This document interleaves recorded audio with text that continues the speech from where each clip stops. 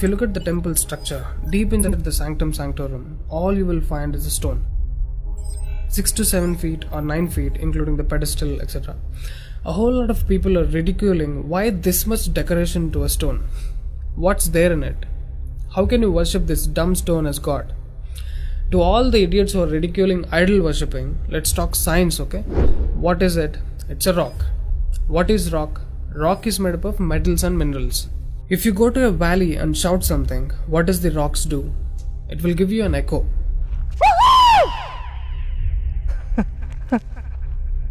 It's an open place. The sound travels, hits the rock and throws it back. This phenomena is called echo and it's scientifically proven, everybody knows it. Depending on how loud you send the sound waves, accordingly rocks will throw back an echo.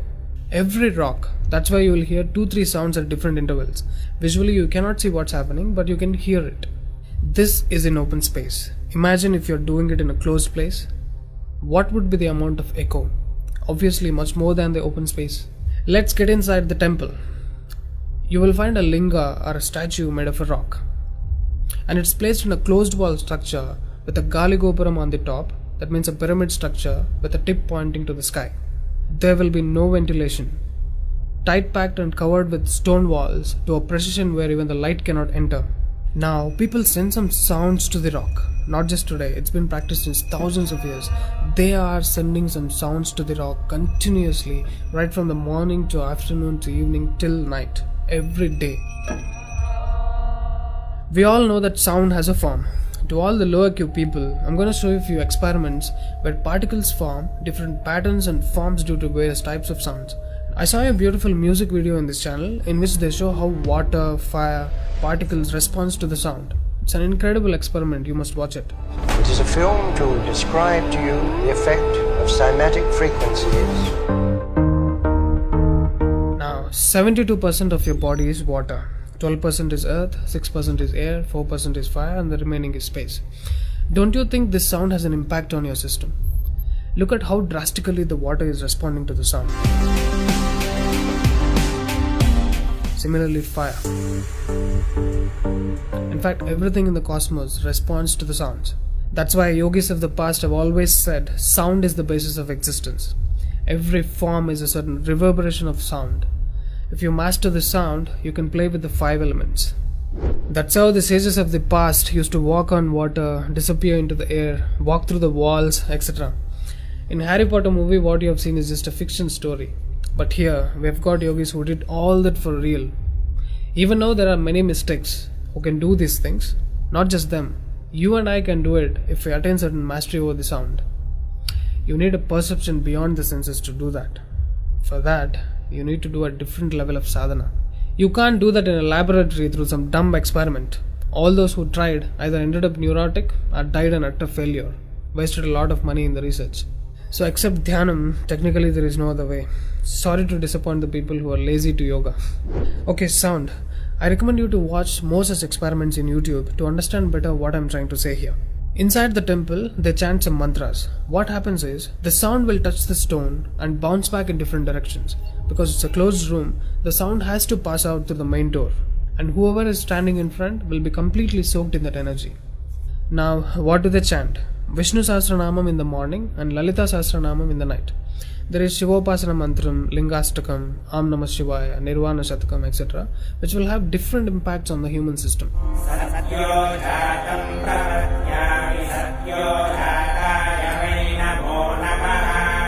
I really wanted to check what impact these sounds have on the human system. So I went to a neurosurgeon to really experiment and document the impact of these sounds on the human brain, the human system. I took my friend Rahul for the EEG test. It's called electroencephalography, where you can see the brain activity, the activity of the nervous system of a person on a computer. We played Lalita Sahasranamam to him.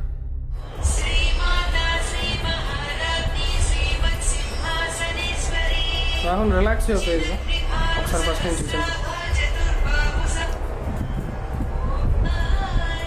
Right.